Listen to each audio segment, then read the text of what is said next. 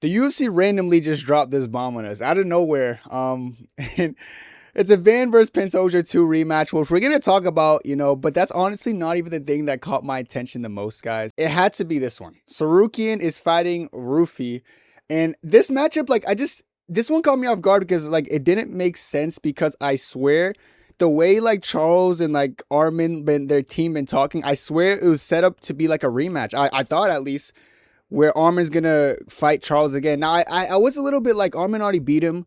It's not like Charles was out of his prime when Armin beat him. It's like Armin beat him. We should probably move on. But I did want to just see maybe a rematch to see how Armin would have, how he would have beat him again.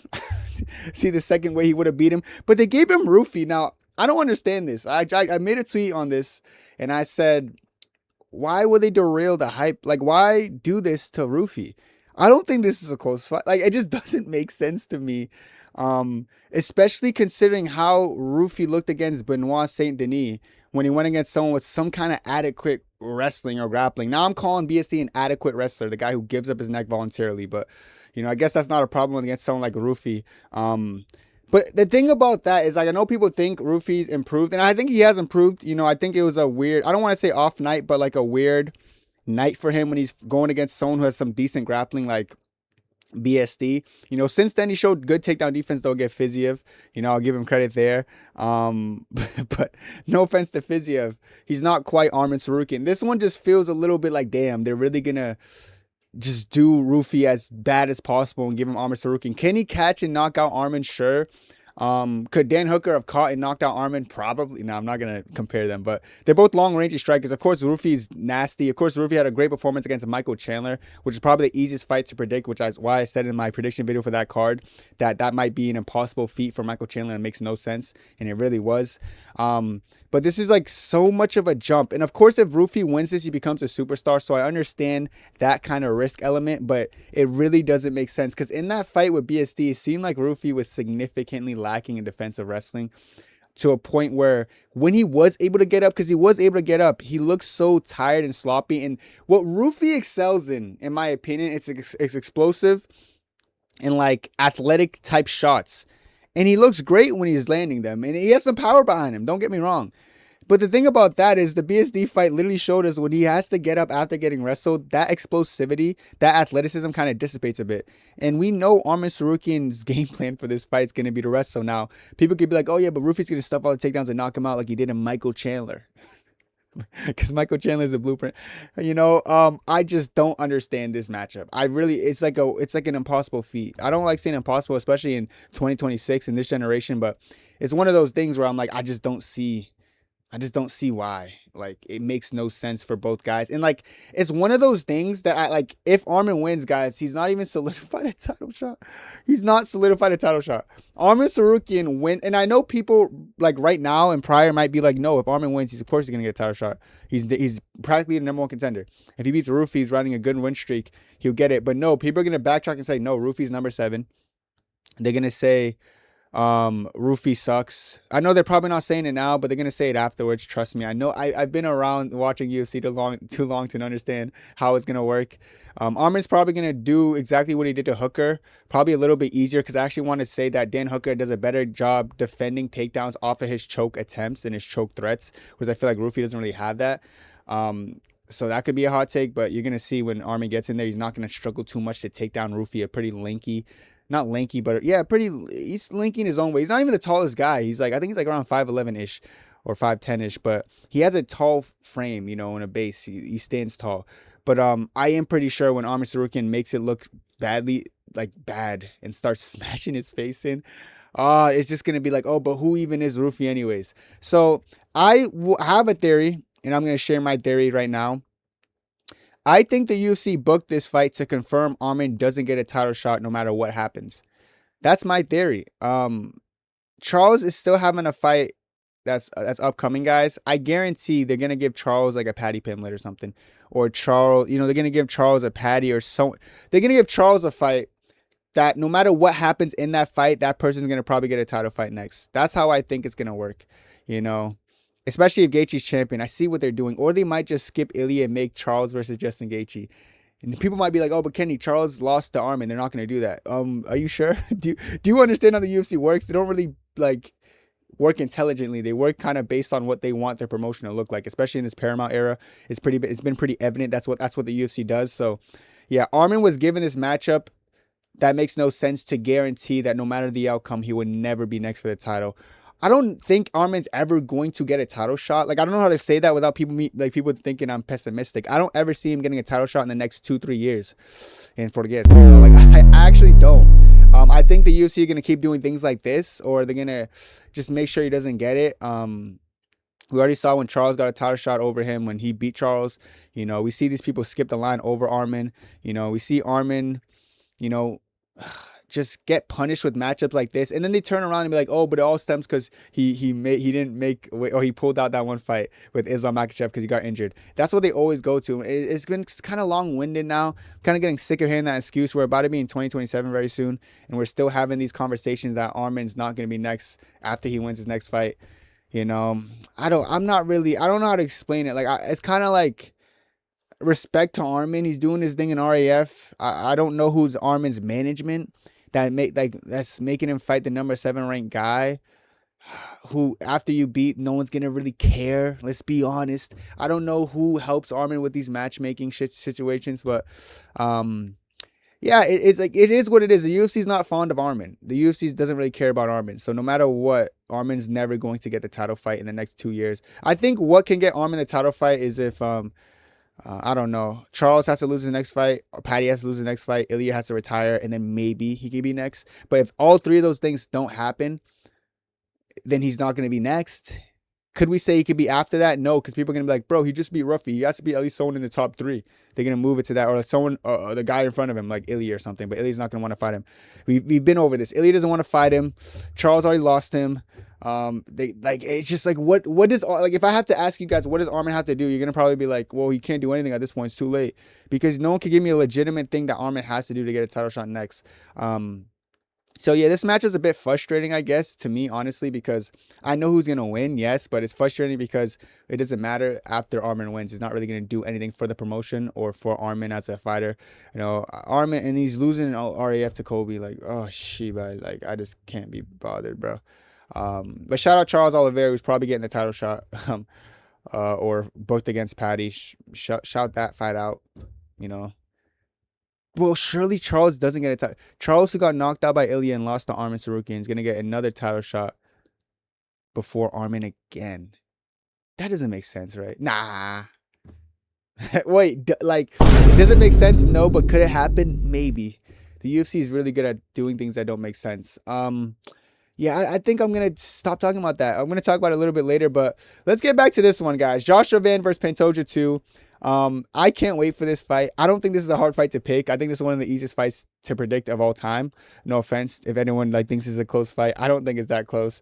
I understand, I was saying that Van was going to destroy him before, and then Pantoja gets a freak accident injury. You know, I was celebrating with people like, oh man, just wait till Pantoja comes back. Let me explain something to you guys. Tatsuro Taira is a way more dangerous grappler than Pantoja. I said this one time, and I looked at a comment. The comment was like, actually, Pantoja is the most dangerous grappler of the flyweight division. Taira is not Taira has not done anything. Taira has more finishes in the UFC on the ground than fucking Pantoja, I'm pretty sure. And he has less fights, way less fights. He's a more dangerous finisher. He gets more finishes. It's just the truth. Yes, Pantoja goes to war with Usyk over the course of 5 rounds. Because Usyk, but to be fair, Usyk's the best flyweight in the world, so I get it. You know, goes to war with Moreno and goes to war with... Let me tell you something, guys. Usyk is not Joshua Van. I don't know how to explain. Moreno's not Joshua Van. Even Brandon Royval, it's funny because Moreno, Usyk, and Royval arguably beat this guy. You know, Van just went in there with a better, more dominant grappler with more power, in my opinion, more finishing ability. And you guys are gonna say, no, this 40-year-old's still gonna beat this guy right now because I said so. Coming off an arm injury, or arm fracture, whatever. I don't know if he needs surgery or whatever, but coming off a freak accident at his current age. And guess what I'm about to show you guys next? Look at the odds of this fight. He's a favorite. Hold on. Give me a second. It's not on FanDuel now. I'm going to put at least 10,000. Just because I know how the odds are, I have to put 10 down. I know the odds are gonna shift. There's no way. I have to put a minimum of that until they change it. And like, cause what the hell is this, guys? And I like that there's people who think I'm lying and I'm just saying bullshit. No, dude, Tyra sucks at grappling. Tyra's a nobody. Pantoja is the most dangerous grappler in the world. No one has ever survived Pantoja. Look what he did to Askura. Askura has never lost to anyone in the UFC. I swear to God, who was the guy Askura lost to by submission? I swear it was like a Cody Durden type fighter or something. I forgot the guy's name. It might actually have been Cody Durden. Imagine. But I love it. No, it's good. It's good because I don't even want to convince people. I hope people don't watch this video like, wait, Kenny has a point. Pantoja's gonna lose. I want people to be like, no, Pantoja's the fucking GOAT. He beat Usyk. No one does that. He beat Moreno. No one does that. He beat Royval. You know, of course he's gonna beat Joshua Van. Joshua Van's a nobody. Joshua Van can't deal with the grappling. Going into Tyra Joshua Van fight after I did my 100+ hours, because I was really back and forth. I was actually leaning Tyra before that. I kept looking at the butterflies and how his ability to get up against Ray Tetsura, who people were saying sucked, and his grappling wasn't near Tyra's level. And I was like, okay, watch the fight. And then he did the same thing against Tetsura Tyra, using his butterfly hooks, being able to get up. I'm probably going to do footage on this just for fun, just to confirm what I do. But what I remember about when this fight was first booked and I was looking into it, I remember a very aggressive flyweight who comes forward and eats counters or like wants to get countered or something, going against the best counter boxer in the UFC's history in the flyweight division. I know what would happen on the feet. I don't care if you know or, you know, these Pantoja Glazers, what they think. It's going to happen in a month. So we're going to find out what's going to happen in the striking. And as far as the grappling is concerned, because you guys think he's a more dangerous grappler, scarier than Tyra, can't wait. You know, Van has been in there with the most decorated grapplers in the flyweight division with Ray Tetsura and Tetsura Tyra. I've been telling you guys, those two are next-gen grapplers. You know, people are still sleeping on Tetsura. I'm telling you guys, keep your eye on him. People think I just glaze him for no reason. Keep your eye on Ray Tetsura. Keep your eye on Tetsura Tyra as well. You know, keep your eye on these grapplers because you guys don't know these next generation of grappling. I'm not saying Pantoja can't grapple. Pantoja can grapple pretty solidly. You know, he could grapple with guys and have great scrambles, but he's not as dominant and as controlling as a Tyra. So Joshua Van passed that test with flying colors. I can't wait for this fight. I hope the odds don't shift too much. I'm glad that they think Pantoja is a favorite. It makes me like it makes me smile. I can't lie. I'm excited. Very interested to see how people talk about this fight going into it. You know, I love my underdog locks. They make me like smile. Like I remember when Royval was an underdog against Kavanaugh, and I put that 1K bet on Royval because I just knew what was gonna happen. Sometimes fights are so obvious, but the odds makers don't get it because maybe nostalgia bias, you know. And I'm glad the first fight went the way it went, because if that first fight played out and people saw Joshua Van nearly kill him, and then Pantoja earns an instant rematch because his title defenses, you know, then the odds are probably like minus 500 Van. So everything happened perfectly for this fight. You couldn't have written up a better script for people to still be gaslit that Pantoja is the most dangerous 40-year-old to ever exist because he was beating these guys on that win streak. And he beat Kai Askura when Askura first came to the company. Askura was unbeatable. You know, there's a lot of things that played into the favor of making Pantoja look so scary. So I actually don't think you guys are too delusional for thinking Pantoja's unbeatable and Van has little shot. It'll be a fun fight to watch. It's one of those ones that make me a little bit grin when I talk about it because I kind of know what this fight is. But yeah, I don't mind it. I don't mind this rematch. Like I think Joshua Van needs to clear up some questions because people are a little bit like, oh, fake champion because the way you won it was sus. And I know and the way Joshua Van was kind of celebrating the win. I understand why it's happening, and I'm actually not mad at it. And I think it's a great time for Joshua Van to prove how good he really is. And I'm not going to start saying he's in the GOAT conversation, but they're going to start realizing this 24-year-old kid is fucking legit. You know, we're 24-year-old strong, handsome guys, and we're going to get it done against Pantoja. The rest of the card looks pretty damn stacked. We got, like I said, the Joshua Van Pantoja main card. We got the 5-round co-main, by the way. Armn and Ruffy are 5 rounds. I just doubt it goes there. We got Pitbull versus Do Hoi Choi, my South Korean brother. You know, I'm probably going to be rocking with Choi. He has great hands. Moicano versus Ortega, battle of the holy shit mids. Holy crap, mid. Ugh, just both of them disgustingly mid. I don't even know who. I didn't want to think. I don't even know who wins that, gang. Like what? Fuck. I want to say Ortega, but he's so bad. But Moicano's even worse. Moicano might even beat that kid. Alonzo Manyfield and Iwu. I think Iwu might get it done. Gable Stevenson's back against Sean Sharaf. I think Gable's going to kill him. We got Marlon Vera versus Charles Jourdain. Jourdain, congratulations on the win, as Vera doesn't do enough in the first 2 rounds and tries to come alive in the 3rd round. And then we have some stacked early or prelims, it looks like. Tuivasa, Spain. Shout out to Tuivasa for accepting the quick slime out he's about to receive. Edmund Shabazian with the Armenian flag next to his name. I didn't even know that he was Armenian. But Edmund Shabazian, Bruno, shout out Shabazian for the win. Giga versus Brito. That's a 50-50 fight. Honestly, can go either way. So more knowledge on that later. Maybe I don't know. Brito might just pressure Morgan, but Giga could outpoint him. And Casey O'Neill, I haven't seen her fight in a little bit, I feel like, versus Eduardo Mora, who kind of sucks, so O'Neill's probably gets it done. Ryan Gondra versus Aussie, probably Gondra. Oh, we got Michael as well, Jr. versus Ju Sang-yu, my South Korean Conor McGregor brother. Shout out Ju Sang-yu, brother. Anasio, Jelumin Kenimida, Kamsamida. So we got some good fights on this card. It's a fun card. I think this card's fun, you know. I think it's really, I'm really excited because the main event is one of those main events that I feel like people are a little bit back and forth on. And then, like, this fight, like, and people are probably going to be thinking I'm just underrating Ruffy. I don't think I'm underrating Ruffy at all. I think I'm actually giving him too much respect. Nah, I'm joking. I'm not like, listen, I see this fight, I feel like how it is. I just don't, like, I don't know. It just doesn't make sense. I actually feel bad for Ruffy because I'm really a fan of him. I don't want him to do this. Like, I don't want him to go against someone like Armn Sarukian. Like, at least a Paddy Pimblett, someone who can't shoot an offensive takedown. He'd shit on Paddy. Why give him Armn? I actually I need some questions answered. Why give him Armn? Paddy would have been an easy slam off of Ruffy.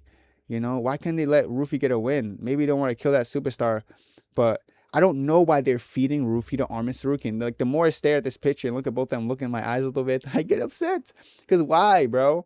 Just doesn't make sense to me. This one's disappointing. This one is a bit disappointing. It's one of those fights that shouldn't happen, and like the only reason it's happening is probably because they want to give Justin Gaethje a title fight rematch against Charles. Oh my God. But that'd be so weird. I know Charles is privileged, rightfully so, because he's a superstar, but I'm not really too much of a fan of like the Paramount, whole Paramount deal, like having nothing to do with rankings and like actual fights that happen and everything to do with popularity. That's where I start to shift away from the new Paramount deal and all the things it kind of brings, because a fight like this on paper should never, ever happen. For your up-and-comer riser who's Ruffy, who's a great striker, give him a fun stylistic matchup or Paddy Pimblett, easy slam out. And then Armn Sarukian just constantly getting disrespected. At least give Armn the Charles rematch if that's what it takes to get a title shot. Or give Armn Paddy. Oh, I know they're protecting Paddy, so I get it. They're going to make sure not to give Paddy anyone who could beat him. You know, they want to maybe set up Ilya and Paddy. That's probably what they want. Oh my God, Ilya versus Paddy and Justin Gaethje Charles are going to be on the same card, isn't it? I'm calling it now. Ilya versus Paddy.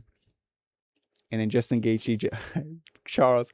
Oh, man. Okay, I see what you're doing, UFC. Okay, that's a good card. Oh, you're lucky, man, that I just predicted that. Dana was always talking about it was a good day after something very tragic happened to a UFC fighter. By the way, rest in peace, Natsumoto. That was very depressing. I'm not going to lie.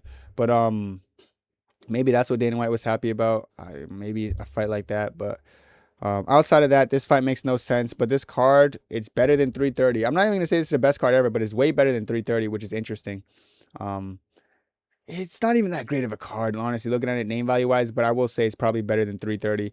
But that's what we get in 2026. So I can't even be too upset about everything that's been transpiring. But let me know what you guys think about this full card down below. That's it for me. God bless. 2, 3.